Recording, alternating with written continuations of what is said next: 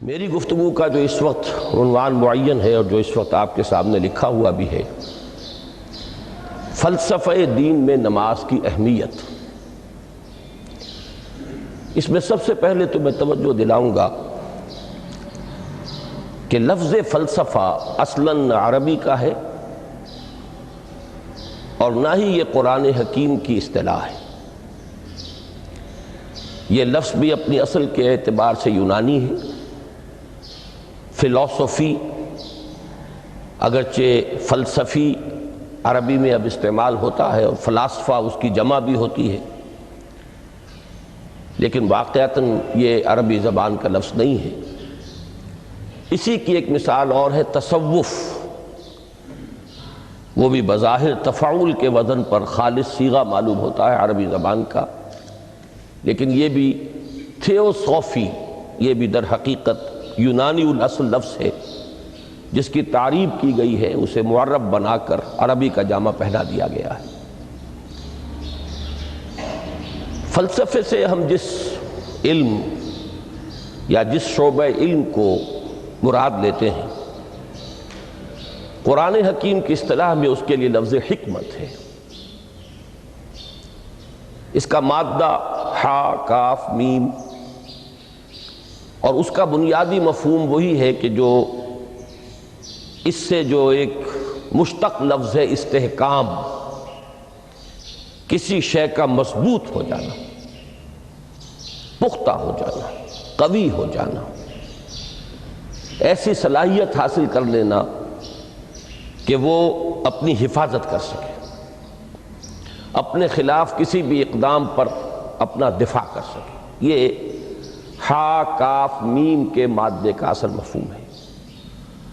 اور حکمت انسان کے فکر اور اس کے شعور کی پختگی کا نام ہے، اس لیے کہ انسان حیوانات سے ممیز کیا گیا ہے اگرچہ مختلف اعتبارات سے، لیکن یہ کہ اس میں سب سے اہم اعتبار یہ ہے کہ یہ حیوان عاقل ہے۔ اسی طریقے سے اسے حیوان ناطق کہا جاتا ہے، اور نطق اور عقل کا بڑا گہرا تعلق ہے اور ربط ہے، دونوں ایک دوسرے سے جڑے ہوئے۔ تو ہم کہیں گے شعور، عقل سے انسان کو شعور حاصل ہوتا ہے، اور نطق جو ہے اس کی بنیاد، اس کا سورس جو ہے وہ یہی شعور ہے۔ تو انسانی فکر کی پختگی، انسانی شعور کی پختگی، اس کے اندر ایسی صلاحیت کا پیدا ہو جانا کہ وہ حقائق تک رسائی حاصل کر سکے، اس میں اتنی قوت پیدا ہونا کہ وہ صحیح رخ پر، صحیح رخ سے موڑنے والے جتنے محرکات ہیں ان کے مقابلے میں اپنا دفاع کر سکے، یہ حکمت ہے۔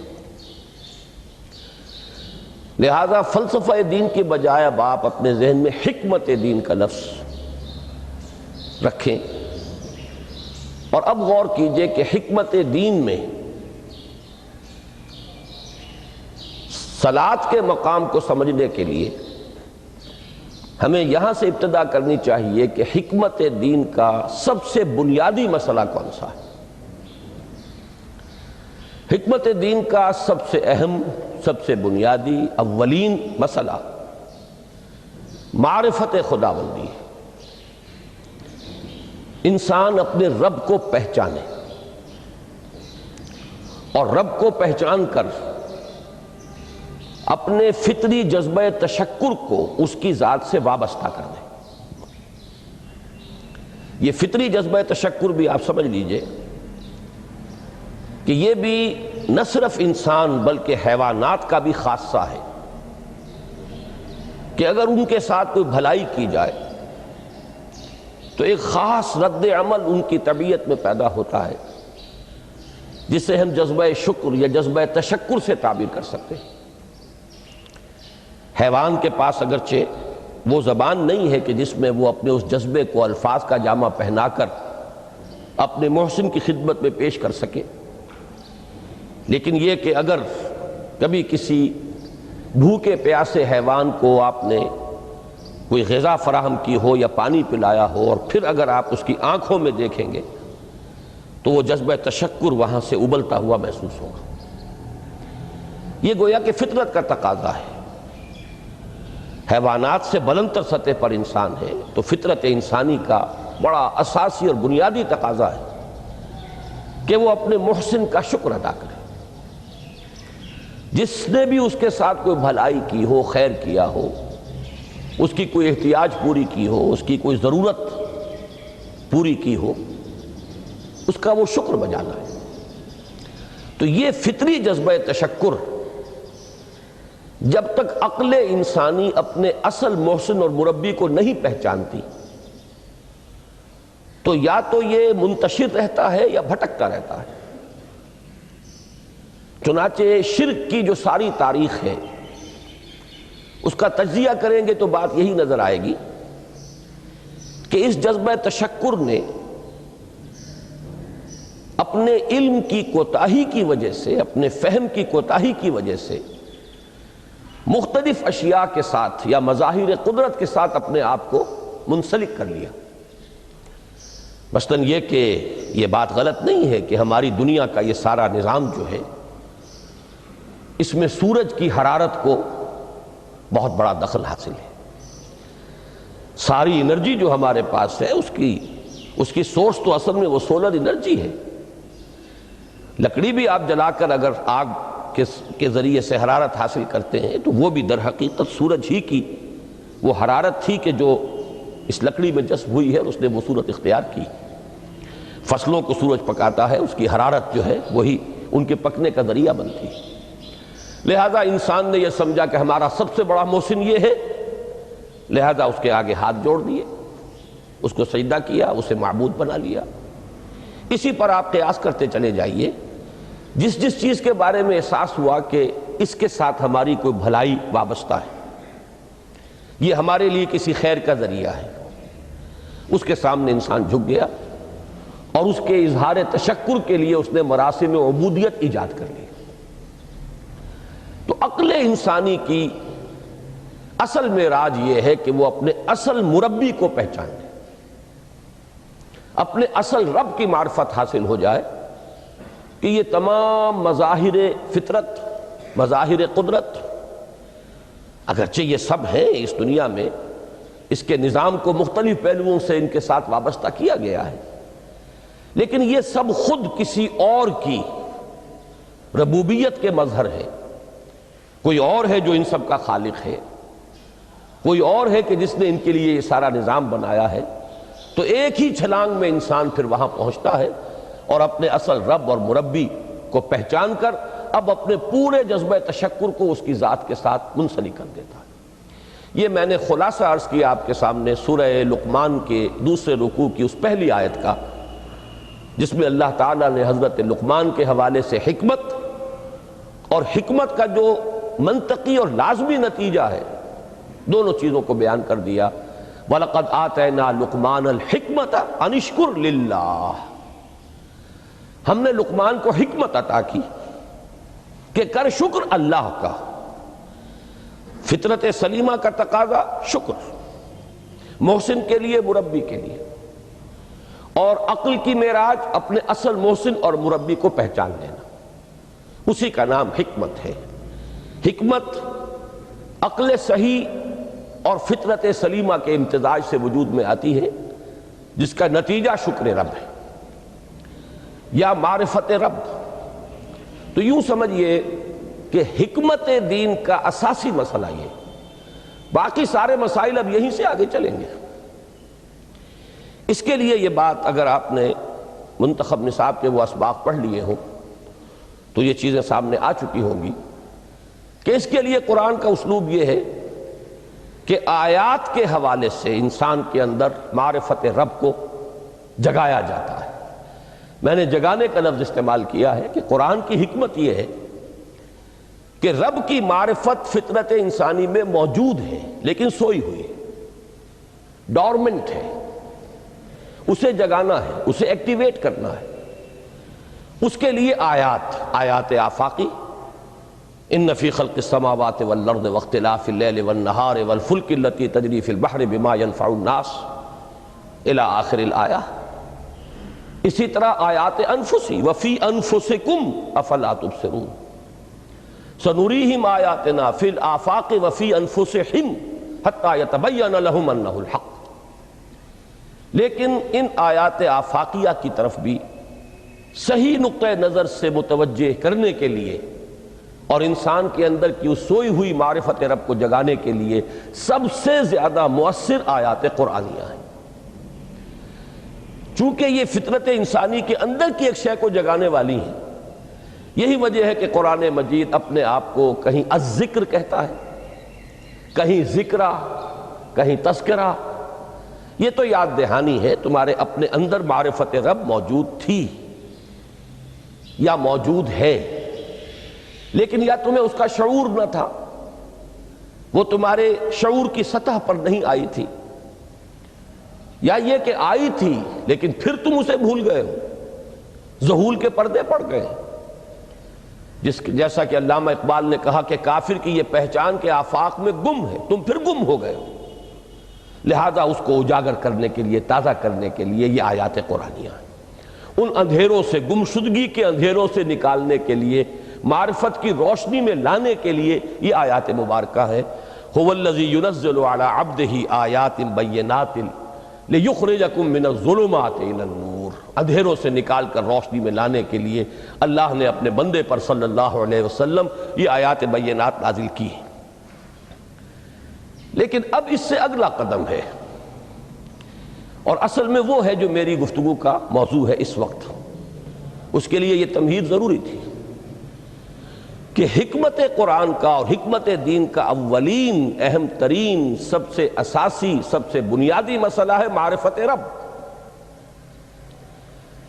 اگر اس مرحلے کو انسان طے کر لے اللہ کے فضل و کرم سے، اسے اللہ کی معرفت بھی حاصل ہو جائے اور اس پر ایمان بھی میسر آ جائے، تو اب اس کے سامنے تین مسئلے اور ہیں، ان کو اچھی طرح آئیڈینٹیفائی کیجئے۔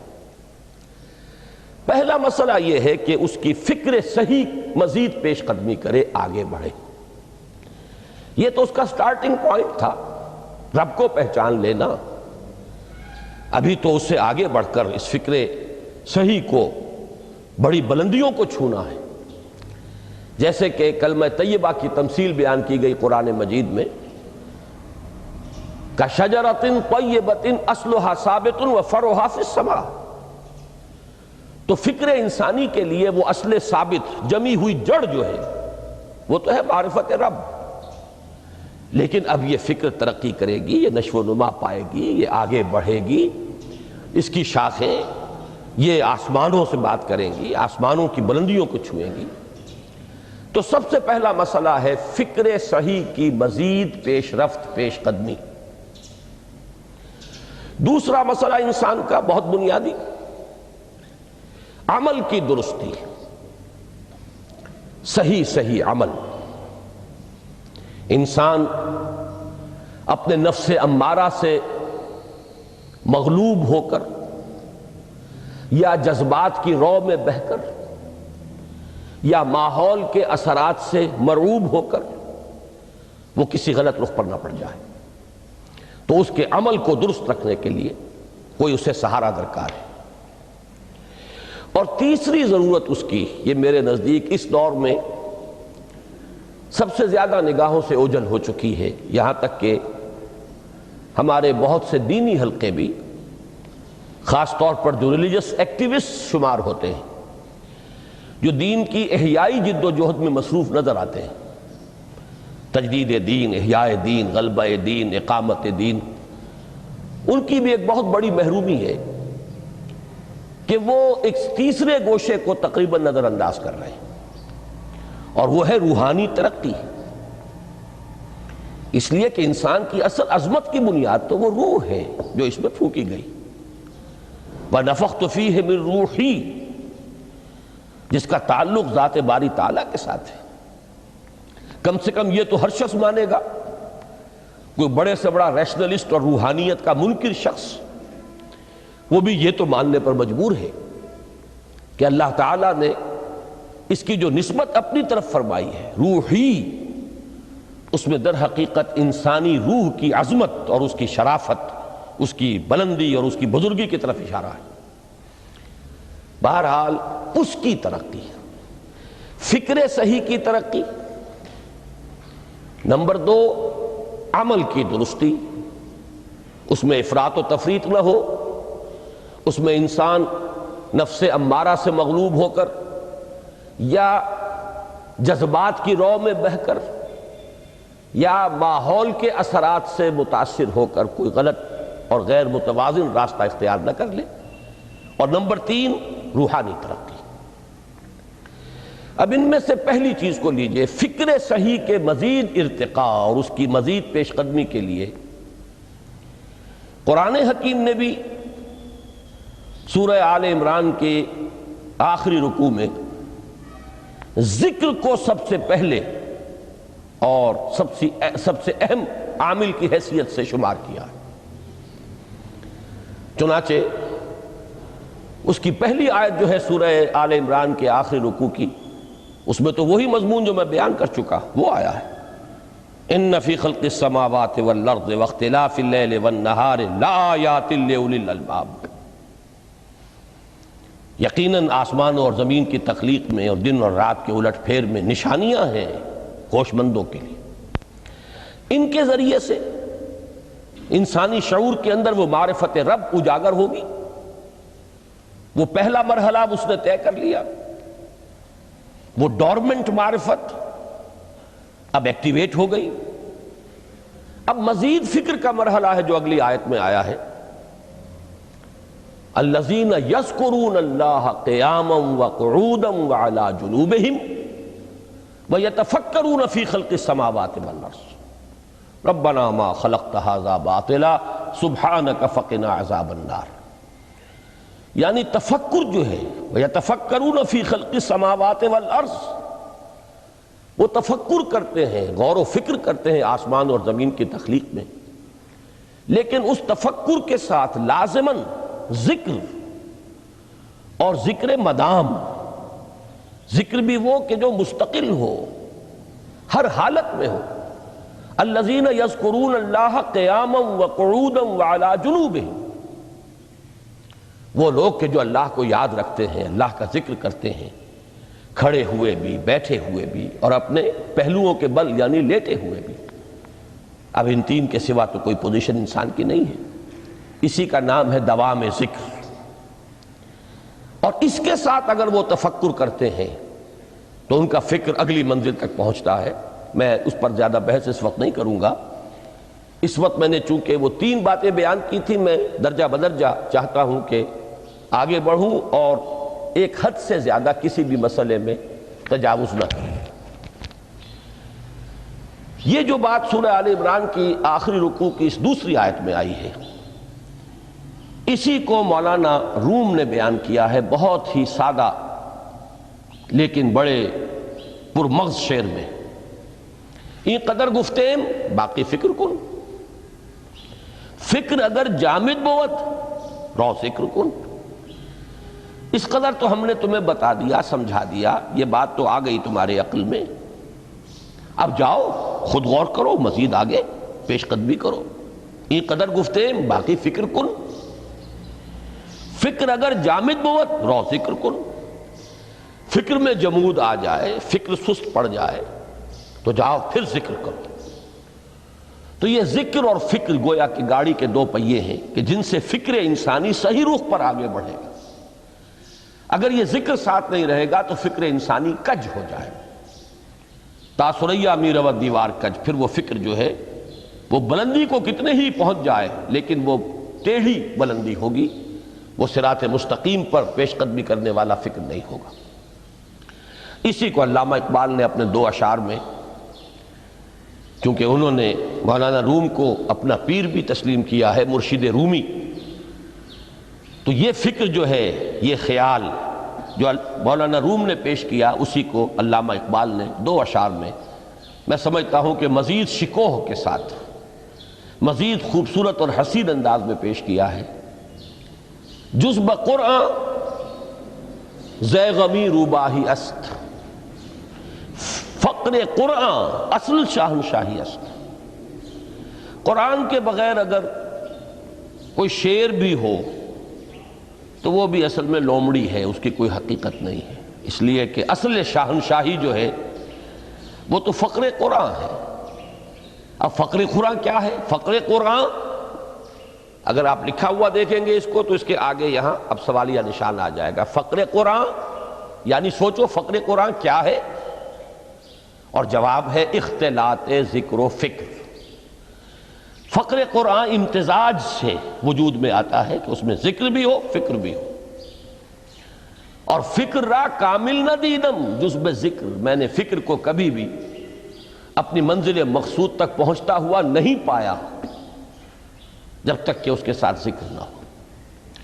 تو پہلی شے تھی فکر انسانی کی صحیح رخ پر مزید پیش قدمی اور پیش رفت، اور اس کے لیے لازم ہے ذکر و فکر کا امتزاج۔ دوسری چیز کو لیجئے عمل کی درستی۔ اس عمل کی درستی کے لیے اللہ تعالیٰ کے ساتھ ایک گہرے تعلق کی ضرورت ہے، اس لیے کہ صبر کی بحث میں یہ مضامین شاید آپ کے سامنے آ گئے ہوں کہ صبر جہاں مصیبت پر صبر ہوتا ہے، تکلیف پر صبر ہوتا ہے، اللہ کے احکام پر جمنا یہ بھی صبر ہے، نفس کی خواہشات کی باغ کو تھام کر رکھنا، کھینچ کر رکھنا یہ بھی صبر ہے، اور استقامت کسی شے پر قائم رہنا یہ بھی صبر ہے۔ تو عمل صحیح پر استقامت کے لیے وَاصْبِرْ وَمَا صَبْرُكَ إِلَّا بِاللَّهِ، اس صبر کی سب سے اہم جو بنیاد ہے، اس کا جو سب سے بڑا ذریعہ ہے، اس کا جو سب سے بڑا سہارا ہے، وَمَا صَبْرُكَ إِلَّا بِاللَّهِ، اس کے لیے ضرورت ہے ایک گہرے تعلق کی کہ اللہ کے ساتھ ایک ایسا تعلق برقرار رہے جو نہ صرف گہرا ہو بلکہ دائم و قائم ہو، مسلسل۔ ذرا ذہول ہوگا تعلق مع اللہ میں، ذرا کمی آئے گی، شیطان کا وار کاری ہو جائے گا۔ اسی کو حضور نے حدیث میں یوں تعبیر کیا ہے تمثیلاً کہ جو دل اللہ کی یاد سے غافل ہے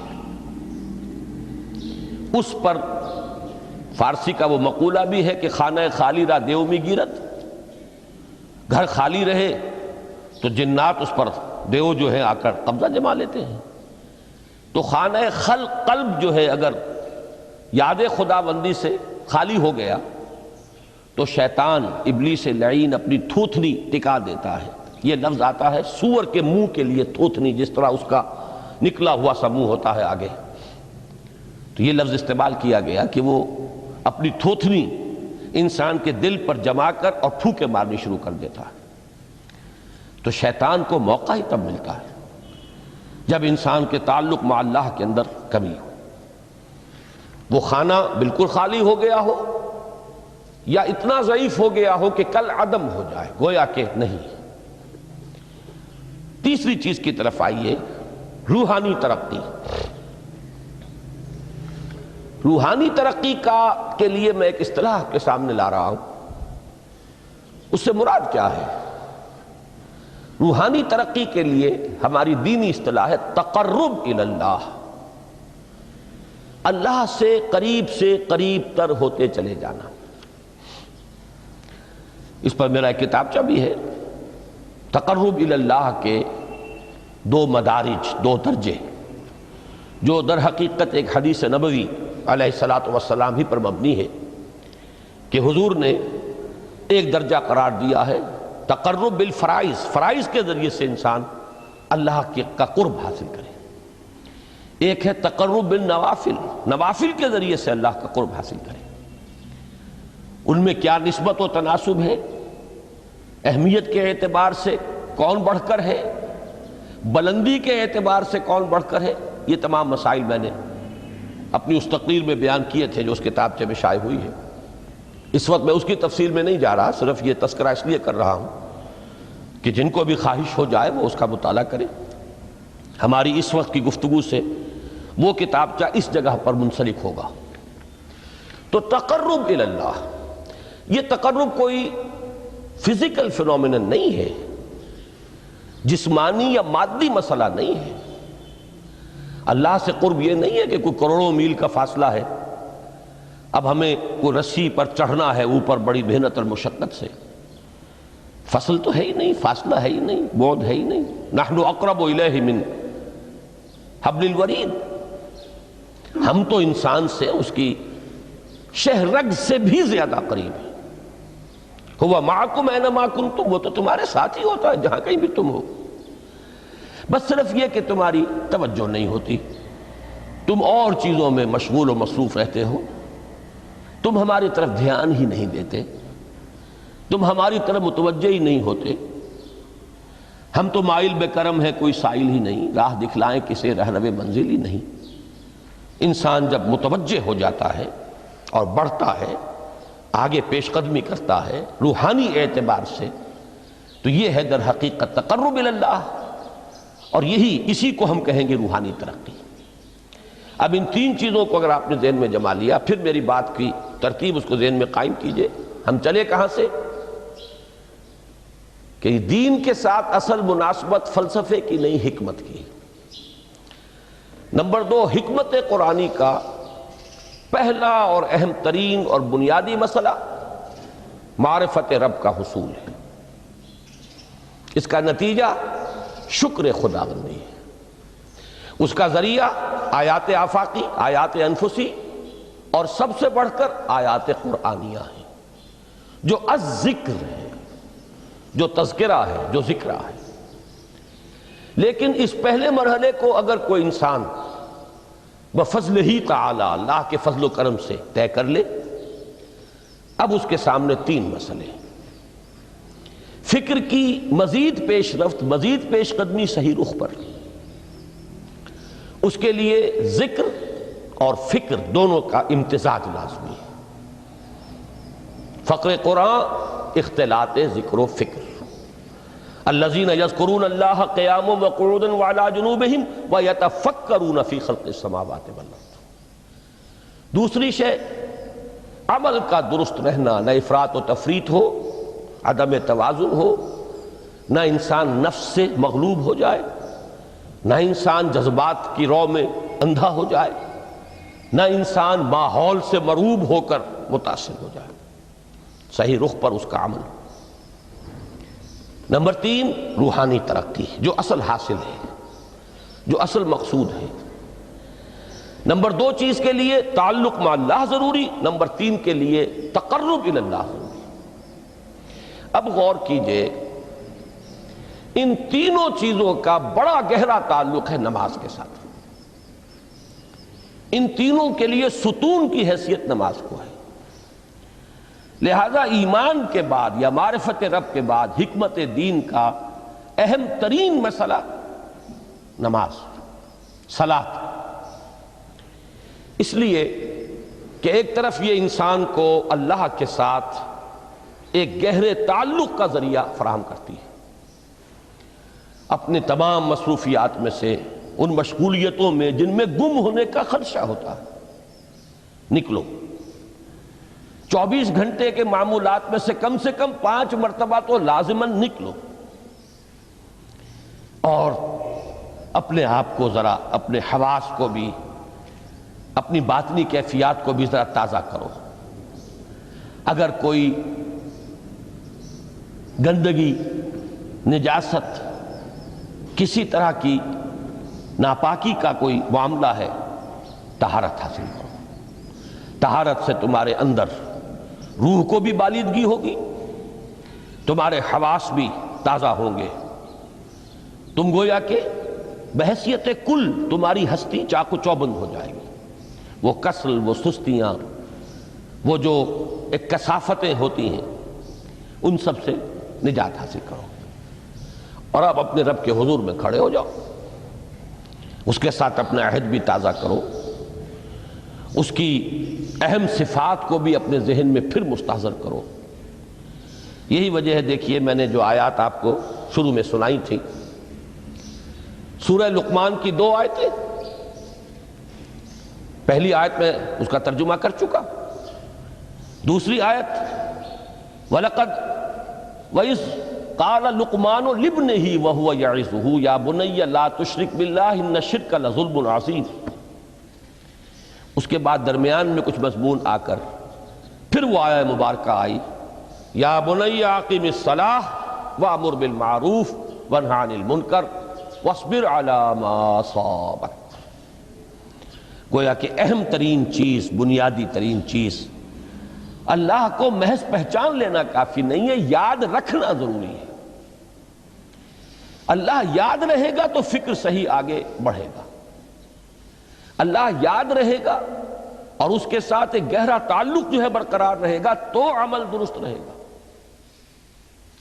بالکل یہی بات سورہ طٰہٰ میں جو پہلی وحی حضرت موسیٰ علیہ السلام پر ہوئی اور پہلا مخاطبہ ہے، چونکہ حضرت موسیٰ کو یہ انبیاء کرام کے مقدس گروہ میں ایک امتیازی حیثیت حاصل ہے کہ ان سے براہ راست گفتگو ہوئی ہے، اگرچہ صرف ایک پردہ تھا، اوٹ من ورائے حجاب گفتگو ہوئی ہے، لیکن یہ کہ کوئی فرشتے کا درمیانی جو ہے وہ لنک نہیں تھا، براہ راست اللہ تعالیٰ نے حضرت موسیٰ علیہ السلام سے کلام فرمایا۔ کلم اللہ موسیٰ تکلیما، موسیٰ سے تو اللہ نے کلام فرمایا جیسے کہ کلام کیا جاتا ہے۔ تو پہلا مخاطبہ ہے، یہ پہلا مکالمہ ہے، پہلی وحی کہیے، اسی میں یہ الفاظ بھی موجود ہیں، اننی انا اللہ لا الہ الا انا فاعبدنی واقم الصلاۃ لذکری۔ یہ گویا کہ حکمت قرآنی کا ایک بہت بڑا خزانہ ہے یہ آیت مبارکہ، کہ خود حضرت موسیٰ علیہ السلام کو جو ہدایت دی جا رہی ہے، میں ہوں، میں اللہ، اننی انا اللہ لا الہ الا انا، میرے سوا کوئی معبود نہیں، فاعبدنی، بس میری بندگی، میری عبادت، میری پرستش، میری محبت، اس کو اختیار کرو۔ وَأَقِمِ الصَّلَاةَ لِذِكْرِي، اور نماز کو قائم رکھو میری یاد کے لیے۔ بلکہ اسی سلسلہ کلام میں آگے چل کر سورہ طٰہٰ میں آتا ہے، کافی گفت و شنید کے بعد جب حضرت موسیٰ نے کچھ معذرت بھی کی، کچھ دعائیں بھی کی، اللہ نے ایک دعا قبول بھی کی کہ ان کے بھائی کو بھی شریک کر دیا، حضرت ہارون کو بھی۔ اس کے بعد پھر جب فرمایا کہ اب جاؤ فرعون کی طرف، تو اس میں فرمایا وَلَا تَنِيَا فِي ذِكْرِي، اور دیکھنا یہ جو عظیم مشن تمہارے کندھے پر آ گیا ہے، بڑا بھاری اور کٹھن ایک فرض ہے جو تم پر عائد ہو گیا ہے، اس کے لیے سب سے بڑی تمہارے پاس جو قوت کا ذریعہ ہے وہ نماز ہے۔ اقیم فلا تنیا عن ذکری، میری یاد میں کبھی غفلت نہ کرنا، اس میں کبھی کوئی کمی نہ آنے دینا۔ جیسا کہ میں نے عرض کیا تھا کہ جیسے ہی وہ تعلق جو ہے کمزور پڑتا ہے یا منقطع ہو جائے معاذ اللہ، تو پھر انسان گویا کہ شیطان کے لیے ایک لقمہ تر بن جاتا ہے۔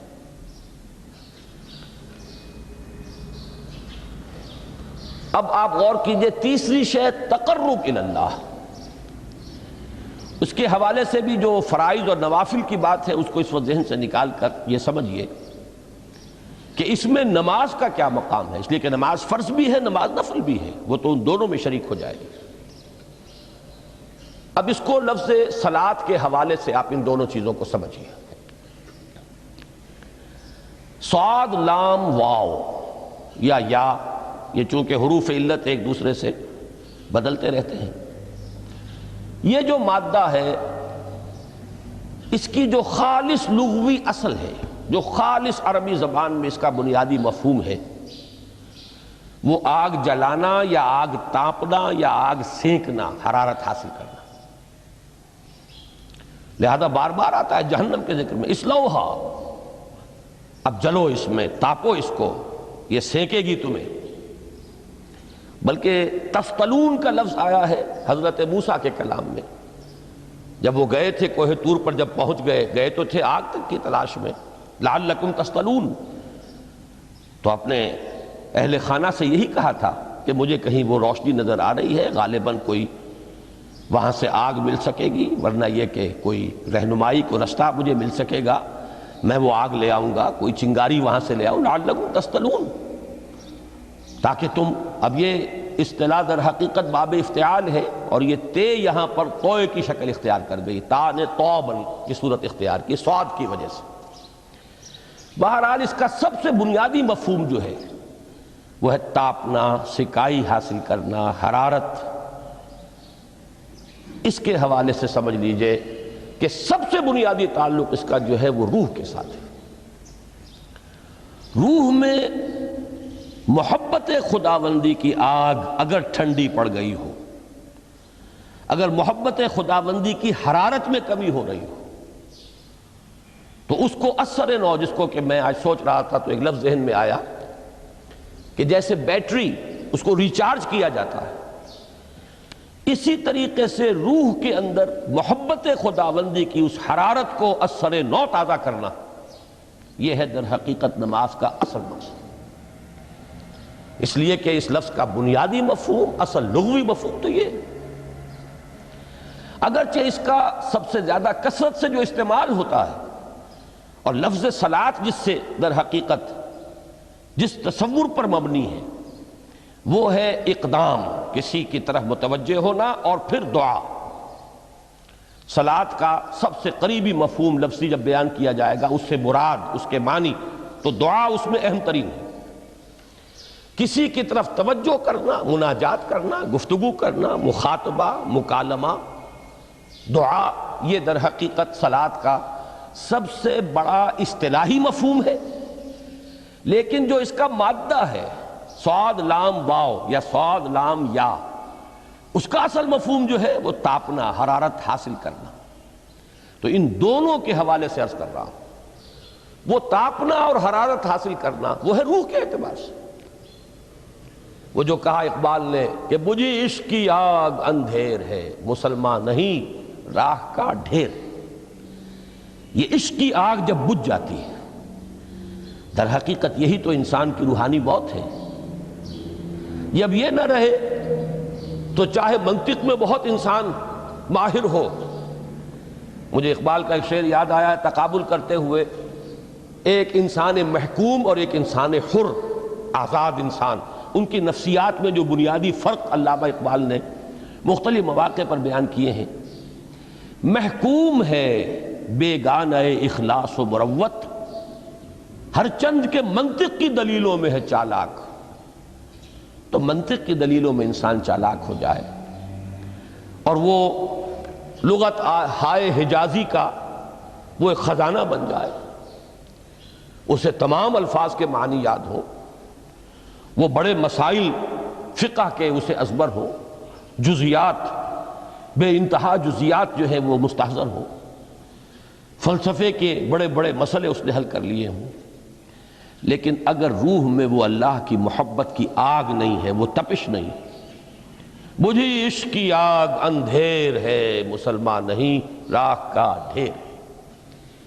اسی کے حوالے سے آج مجھے یاد آیا تھا کہ وہ جو بڑی سادہ سی ایک نظم ہے، اللہ تعالیٰ سے دعا، یا رب دل مسلم کو وہ زندہ تمنا دے، اس میں بھی جو الفاظ آئے ہیں جو روح کو گرما دے اور قلب کو تڑپا دے، یہ ہے اصل جو مقصود ہے نماز کا۔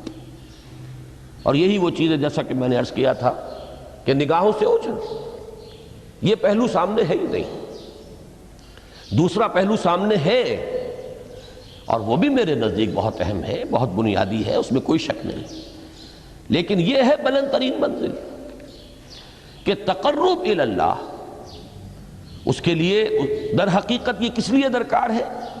روح کے اندر عشق کی حرارت اور گرمی تازہ ہو جائے۔ بسا اوقات یہ اندر دب جاتی ہے، جیسے انگارہ ہوتا ہے آگ کا، اس کے اوپر خاک اور راکھ آ جاتی ہے، اندر کچھ ہوتی ہے، آگ دبی ہوئی سمجھ، آگ بجھی ہوئی نہ جان، اس دبی ہوئی آگ کو پھر ایک شعلہ بنانا، پھر اس کے اندر ایک حیات تازہ پیدا کرنا، یہ ہے نماز کا اہم ترین اور بلند ترین مقصد۔ لیکن اس کے ساتھ ہی اس نماز میں ذکر ہونا، اس کا یہ ذکر ہے، اور ذکر کی جب میں فہرست بیان کیا کرتا ہوں، بہت سے حضرات کے سامنے ہوگا کہ ذکر کا در حقیقت مفہوم ہے استحضار اللہ فی القلب۔ ہمارے ہاں غلطی سے جو ذرائع ذکر ہیں انہیں ذکر قرار دے دیا گیا ہے۔ نماز ذکر نہیں ہے، نماز ذکر کا ذریعہ ہے۔ اقیم الصلاۃ لذکری، نماز قائم کرو میرے ذکر کے لیے۔ یہ اللہ اللہ کہنا یا ادعیہ معصورہ جو حضور صلی اللہ علیہ وسلم کی مسنون دعائیں ہیں، انہیں اپنے تمام معمولات دنیاوی کے ساتھ ساتھ ان دعاؤں کو بھی انسان پڑھتا رہے، اللہ سے دعا کرتا رہے، یہ تمام ذرائع ذکر ہیں۔ سبحان اللہ الحمدللہ الحمدللہ، اس کا آپ ورد کیجئے، یہ بھی ذریعہ ذکر ہے۔ حقیقت میں ذکر ہے استحضار اللہ فی القلب، اللہ کو دل میں لے آنا، اللہ کو دل میں حاضر کر لینا، اصل میں تو ترجمہ ہوگا لیکن حاضر جاننا، یہ کیفیت جو ہے انسان کو حاصل ہو جائے۔ اب اس کے حوالے سے ذرا بات سمجھیے کہ ایک تو میں عرض کر چکا ہوں مجسم ذکر تو قرآن ہے، لہذا ذکر کی فہرست جب آپ کریں گے ذرائع ذکر تو ان میں سب سے پہلے قرآن آئے گا، اس لیے کہ وہ ہماری حکمت کے پہلے مسئلے کو حل کر رہا ہے، بنیادی مسئلہ، اہم ترین مسئلہ۔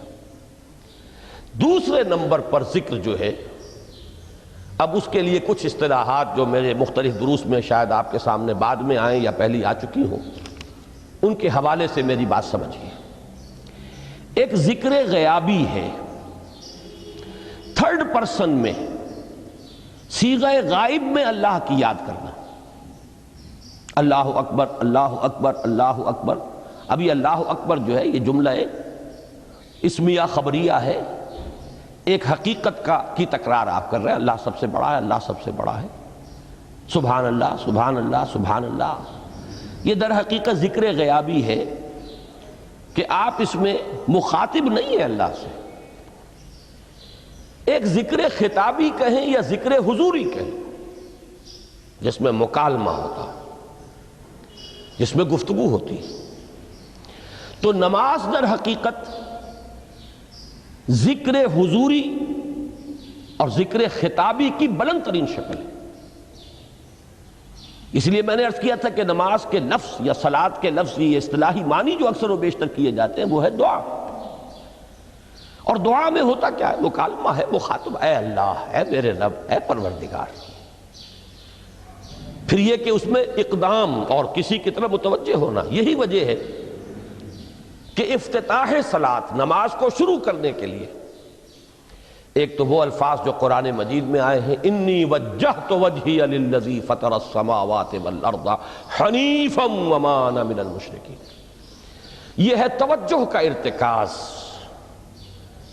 بشرطے کہ یہ صرف الفاظ ہی نہ نکل رہے ہوں، واقعتاً یہ تعبیر ہو اس وقت کی انسان کی نفسیاتی کیفیت کی، کہ شعوری طور پر وہ فیصلہ کرتا ہے کہ اب میں منقطع ہو رہا ہوں، ہر چہار طرف سے اپنی توجہ کو ہٹا کر، ہر مسئلے سے اپنے آپ کو خالی و ذہن کر کے، یعنی ظاہری اور باطنی دونوں اعتبار سے میں اپنی توجہ کا ارتکاز کر رہا ہوں اس ذات کی طرف جس نے آسمانوں اور زمین کو پیدا کیا، اور بالکل یکسو ہو کر رہا ہوں۔ انی وجہت وجہی للذی فطر السماوات والارض حنیفا وما انا من المشرکین۔ اور دوسری وہ جو دعا جس سے ہم افتتاح کرتے ہیں اپنی نماز کا، دیکھیں اس میں خطاب کا کس قدر اہتمام ہے، وہاں سبحان اللہ نہیں ہے، سبحانک اللہم، پاک ہے تو اے رب ہمارے، وَبِحَمْدِكَ وَتَبَارَكَ اسْمُكَ وَتَعَالَى جَدُّكَ۔ اب آپ غور کر رہے ہیں، یہ ہے تخاطب، براہ راست مخاطب ہونا۔ یہ گویا کہ لب لباب میں آپ کے سامنے عرض کر رہا ہوں علامہ اقبال کے خطبے کا، دی میننگ آف پریئر ان اسلام۔ خطبات جو ہیں ان کے مشہور، ان میں غالباً یہ تیسرا یا چوتھا لیکچر ہے کہ اس میں تصور یہ دیا گیا ہے کہ دو ہی انائیں ہیں، ایک انائے کبیر اننی انا اللہ لا الہ الا انا، یہ وہ انائے کبیر ہے، انائے مطلق ہے، میں، بہت بڑی میں۔ جس کو کہ علامہ اقبال نے کہا دی بگ آئی ایم. یہ بگ آئی ایم جو ہے وہ سورہ طٰہٰ کی اس آیت میں ہے، اور میرے علم کی حد تک کوئی اور مقام نہیں ہے جس میں اس قدر جلال ہو. اللہ نے اس طور سے اپنی انانیت کبریٰ اور انانیت مطلقہ کا اظہار اس بلند آہنگ کے ساتھ کیا ہو، اننی انا اللہ لا الہ الا انا. وہ انائے کبیر اور یہ انائے صغیر، یہ انائے محدود، یہ چھوٹی سی ایک انا ہے میں، یہ میں ہوں. آپ جب کہتے ہیں میں، بڑی محدود سی ایک انا، دی فائنائٹ ایگو، انائے محدود اور انفائنائٹ ایگو. اور صلاۃ اصل میں کیا ہے؟ اس چھوٹی انا کا بڑی انا کے سامنے آ کر روبرو ہو کر، وہ جو کبھی ٹیلی ویژن کا ایک پروگرام ہوا کرتا تھا روبرو ہو کر خطاب. ایک ہے وہ صیغہ غائب میں تکرار، سبحان اللہ سبحان، وہ بھی بہت اہم ہے، اس کا اپنی جگہ پر فائدہ ہے، لیکن ہر شے کے درجے ہیں. گر حفظ مراتب نہ کنی زندگی، اگر آپ ان کے درجوں کا علیحدہ علیحدہ لحاظ نہیں کریں گے تو غلط رخ پر پڑ جائیں گے. تو یہ جو دو ذکر خطابی یا ذکر حضوری ہے، نماز اصل میں اس کی بلند ترین شکل ہے.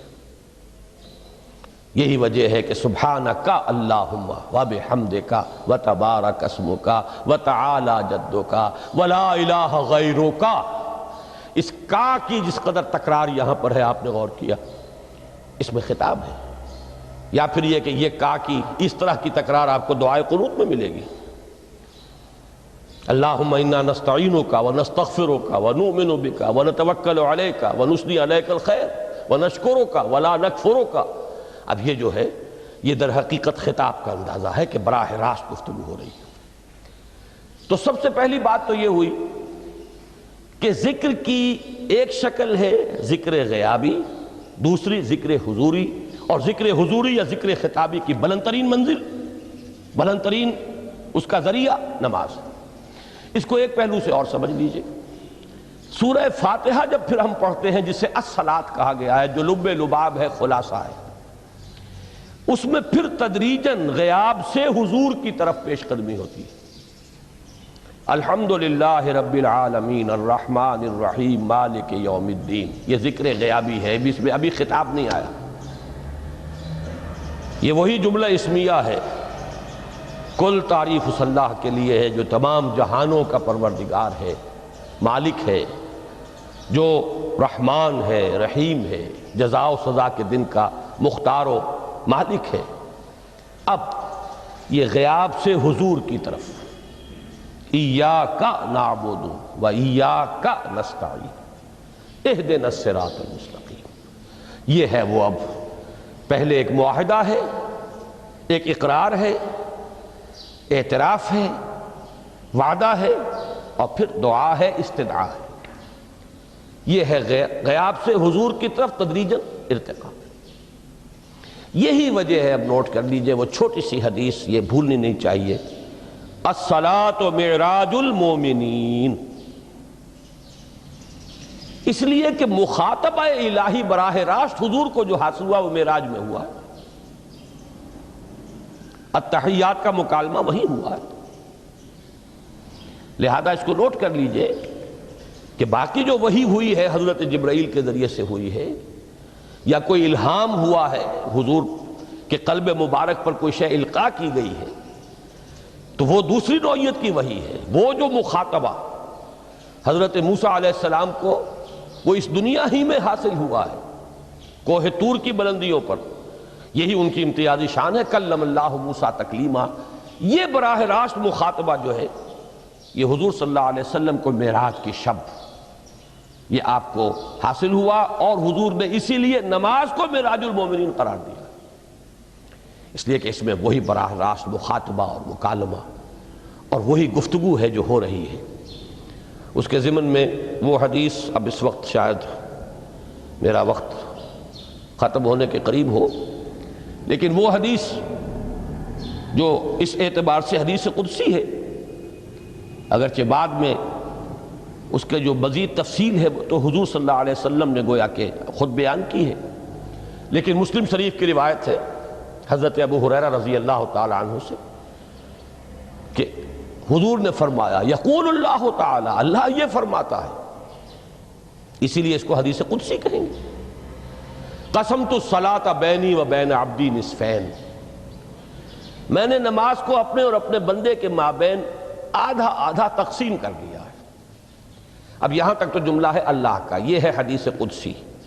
اب آگے جو ہے نریشن اس کی جو ہے حضور صلی اللہ علیہ وسلم کی جانب سے ہے، یعنی خبر دے رہے ہیں وہ اللہ کی طرف سے ہی، ویسے تو تمام احادیث ہی گویا کہ ہم سمجھتے ہیں انسپائرڈ تو اللہ کی طرف سے ہی ہے، لیکن یہ کہ جہاں صراحت ہو کہ اللہ کہتا ہے وہ حدیث قدسی ہے۔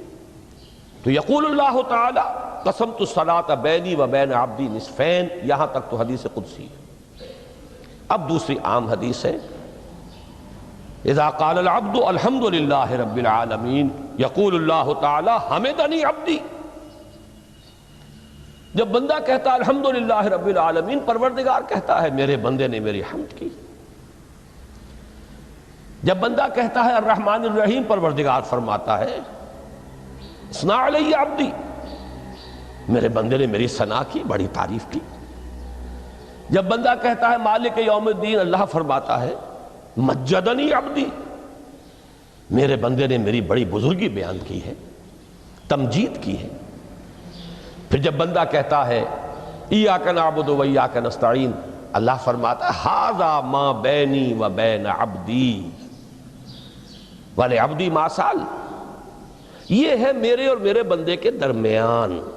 یہ تو معاہدہ ہے نا، معاہدے میں تو دو فریق جکڑے جاتے ہیں، بند جاتے ہیں، یہ میرے اور میرے بندے کے درمیان ہے، اور میرے بندے نے جو طلب کیا میں نے دیا، اس لیے کہ اس میں طلب بھی تو ہے، ایاک نستعین، تیری مدد چاہتے ہیں، یہ طلب ہے، اسی کی شرح ہے جو اب آخری 3 آیتیں ہیں۔ پروردگار ہم تیری مدد چاہتے ہیں، پروردگار ہم تیری ہی بندگی کرتے ہیں اور کریں گے، اور تیری ہی مدد چاہتے ہیں، چاہیں گے۔ اگر حال میں اس کا ترجمہ کریں گے زمانہ حال کے اعتبار سے، اس لیے کہ فعل مضارع میں تو دونوں موجود ہیں، شامل ہیں، تو یہ ایک اعتراف ہے، اظہار حال ہے۔ اللہ کرے کہ وہ واقعتاً صحیح اظہار حال ہو، ہم واقعی اللہ کی بندگی کرتے ہوئے یہ کہیں کہ ایاک نعبد، ورنہ اگر ہماری اصل صورتحال سے وہ مطابقت نہ رکھتا ہو تو پھر تو ایک طرح کا جھوٹ ہو جائے گا، غلط بیانی ہو جائے گی۔ ایاک نعبد، تیری ہی بندگی کرتے ہیں، اور مستقبل میں کیجئے، کریں گے، یہ ہے عہد، تیری ہی مدد چاہتے ہیں، تجھی سے مدد طلب کرتے ہیں، تجھی سے مدد چاہتے رہیں گے، اس کے لیے فرمایا وَلِعَبْدِ مَا سَأَلَ۔ اور پھر اس کے بعد وہ استدعا ہے اهدنا الصراط المستقیم صراط الذین انعمت علیہم غیر المغضوب علیہم ولا الضالین، اس حدیث میں اس کو ایک ہی جملے کو لیا گیا ہے، ایک ہی جملے کی حیثیت سے۔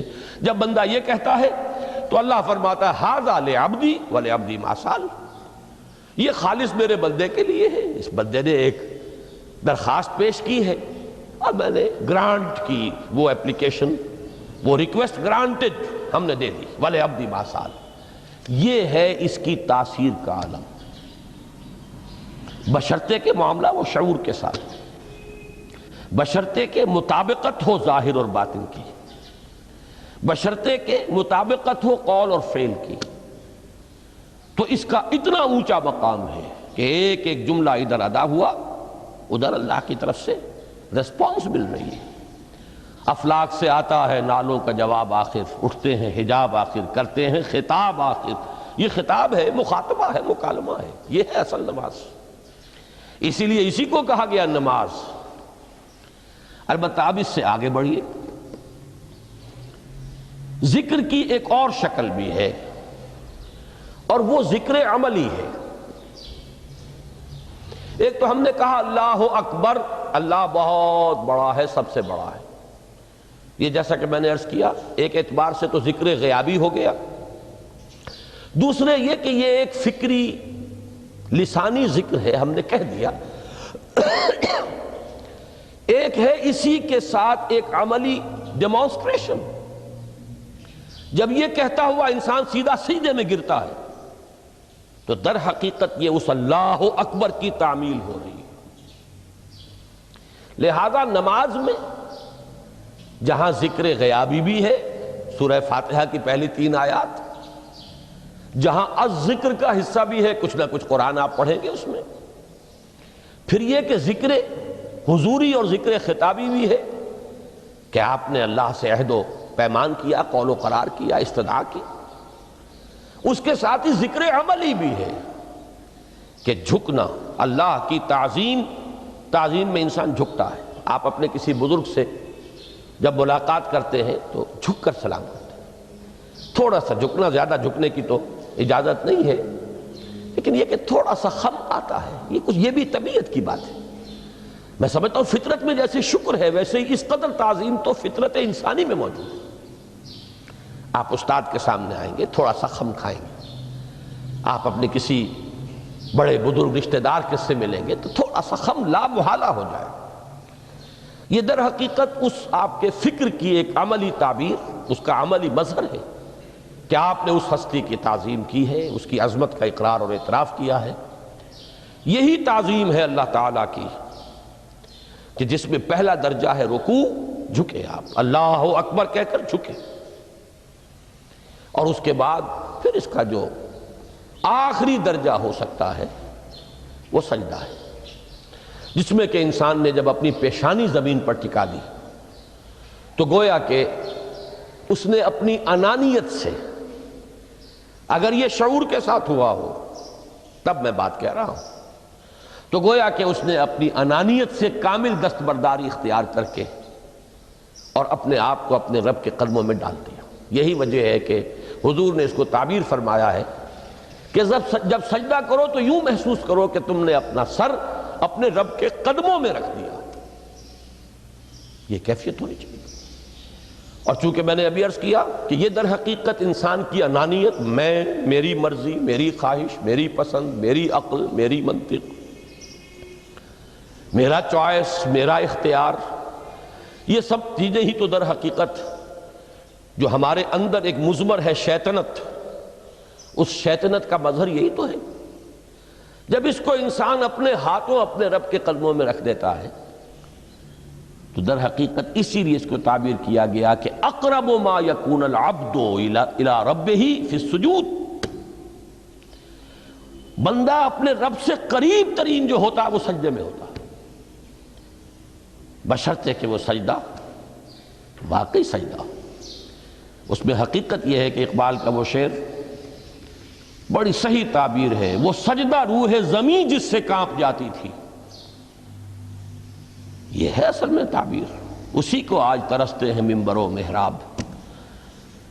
سجدوں پر سجدے اور رکعتوں کے ڈھیر لگ گئے ہوں، اور 17 رکعتیں پوری نماز عشاء کی انسان نے ادا کی ہوں گن گن کر، اور 17 رکعتوں میں آپ کو معلوم ہے 34 تو سجدے ہو ہی گئے، تو سجدوں پر سجدے اور رکعتوں کے ڈھیر، لیکن یہ کہ اگر وہ کیفیت آپ کی صحیح عکاسی نہیں کر رہی ہے آپ کے ذہن کی، آپ کی نفسیاتی کیفیت کی، آپ کی قلبی کیفیت کی، آپ کے شعور کی، تو پھر ٹھیک ہے، ثواب تو ملے گا اس نماز سے بھی، اس لیے کہ ثواب کا نہ ملنا تو ظلم ہوگا، سوائے ایک بات کے کہ اس میں اگر کوئی ریاکاری ہے، دوسروں کو دکھانے کے لیے نماز پڑھی گئی ہے، تو ریاکاری تو زیرو کے مانند ہے کہ اس سے جو شے ضرب کھاتی ہے زیرو ہو جاتی ہے۔ 1 کروڑ کی تعداد عدد کو آپ زیرو سے ضرب دے زیرو ہو گئے، تو ریاکاری تو زیرو کر دینے والی شے، بلکہ زیرو ہی نہیں کرتی، وہ شرک تک پہنچا دیتی ہے۔ من صلی یرائی فقد اشرکا ومن صام یرائی فقد اشرکا ومن تصدق یرائی فقد اشرکا، جس نے دکھانے کے لیے نماز پڑھی اس نے شرک کیا، جس نے دکھانے کے لیے روزہ رکھا اس نے شرک کیا، جس نے دکھانے کے لیے صدقہ خیرات کیا اس نے شرک کیا۔ لیکن یہ کہ اگر یہ بات نہیں ہے، اگر ریاکاری نہیں ہے، کوئی بدنیتی نہیں ہے، تو ایک شخص نے وقت نکالا ہے، اسی وقت میں وہ اپنا کوئی اور کام کر سکتا تھا، کوئی 2-4 پیسے کما سکتا تھا، کوئی اور دھندا دنیا کا جو ہے کرتا، لہذا اگر وہ نہیں ہے، ریا نہیں ہے، تب اس کا اجر تو لازم ہے، اس نے کچھ نہ کچھ ڈیووٹ کیا ہے، کچھ نہ کچھ سیکریفائس کیا ہے، کچھ نہ کچھ قربانی دی ہے۔ لیکن یہ کہ پھر وہ نماز یہ نہیں ہے، وہ سجدہ روح زمین جس سے کانپ جاتی تھی اسی کو آج ترستے ہیں منبر و محراب۔ وہ سجدہ واقعتاً انسان اشرف المخلوقات وہ جب اپنے اس گہرے شعور اور احساس کے ساتھ سر بسجود ہوتا ہے تو یہ ہے اقرب ما یکون العبد الی اللہ فی السجود، قریب ترین جو بندہ ہوتا ہے اللہ سے وہ سجدے کی حالت میں ہوتا ہے۔ یہ میں نے 3 چیزوں کے حوالے سے اب آپ کے سامنے باتیں رکھی ہیں کہ پہلی منزل معرفت رب کا حصول، اللہ پر ایمان اور شکر خداوندی، اس کی لذت کا حاصل ہو جانا۔ اس کے بعد اب 3 ضرورتیں ہیں، فکر صحیح کی مزید پیش قدمی صحیح رخ پر، اس کے لیے جہاں فکر درکار ہے وہاں ذکر بھی درکار ہے، اور اس ذکر کی جامع ترین صورت نماز ہے۔ نمبر 2 انسان کے عمل کے درست رہنا، اس لیے کہ ذرا سا قرآن مجید میں سورہ اعراف میں نقشہ کھینچا گیا ہے ایک شخص کا، اس کا نام تو وہاں نہیں ہے، بلعام بن باعورہ، ویسے تورات میں اس کا ذکر ہے اور اس نام کے ساتھ ہے۔ بہت بڑا عالم تھا، بہت بڑا فاضل، قرآن کے الفاظ ہیں ہم نے اسے اپنی آیات عطا کی تھی، آتیناہ آیاتنا، اور ہم چاہتے تو اسے ابھی اور ترفع اور بلندی عطا کرتے، وَلَوْ شِئْنَا لَرَفَعْنَاهُ بِهَا وَلَكِنَّهُ أَخْلَدَ إِلَى الْأَرْضِ، لیکن وہ تو زمین ہی کی طرف دھنستا چلا گیا، اور کوئی ایک لغزش انسان کے لیے سارے کیے دھرے پر پانی پھر سکتی ہے۔ ذرا سا عدم توازن اس کے رخ کو ٹیڑھا کر دے گا، اور جب ایک دفعہ ٹیڑھ ہو گئی تو شروع میں تو زاویہ جو ہے چاہے وہ 10 درجے کا ہی ہو، لیکن جیسے جیسے عمل کی وہ پیش قدمی ہوگی فاصلہ بڑھتا چلا جائے گا، انحراف شدید سے شدید تر ہوتا چلا جائے گا۔ اب اس عمل کی درستی کے لیے بھی لازم ہے تعلق مع اللہ، اس تعلق مع اللہ کا بھی سب سے بڑا ذریعہ نماز۔ تیسری چیز روحانی بالیدگی، روحانی ترقی، تقرب الی اللہ، اس کے لیے اس اعتبار سے بھی کہ توجہ الی اللہ، ارتکاز توجہ اللہ کی طرف، انی وجہت وجہی للذی فطر السماوات والارض حنیفا وما انا من المشرکین، اور اس اعتبار سے بھی کہ اسی کے ذریعے سے وہ عشق کی بجھتی ہوئی چنگاری کو پھر بھڑکایا جا سکتا ہے، جو خاک میں دب گئی ہو اللہ کی محبت کی وہ حرارت جو ہے، اگر اس میں کچھ کمی آ گئی ہے تو اس کو جھاڑ کر، راکھ کو ہٹا کر اثر نو ایک حرارت پیدا کرنا، یہی وجہ ہے کہ نماز، صلاۃ جس مادے سے ماخوذ ہے اس کا بنیادی مفہوم یہی ہے، تاپنا، حرارت حاصل کرنا، آگ جلانا، آگ روشن کرنا۔ تو فلسفہ دین جس کے لیے صحیح لفظ ہے حکمت دین، اس کے اعتبار سے تو میری یہ گفتگو ہے۔ باقی ہے کہ نظام دین میں 3 اعتبارات سے پھر نماز کی اہمیت آئے گی۔ نظام دین میں سب سے پہلے انفرادی سیرت کی تعمیر،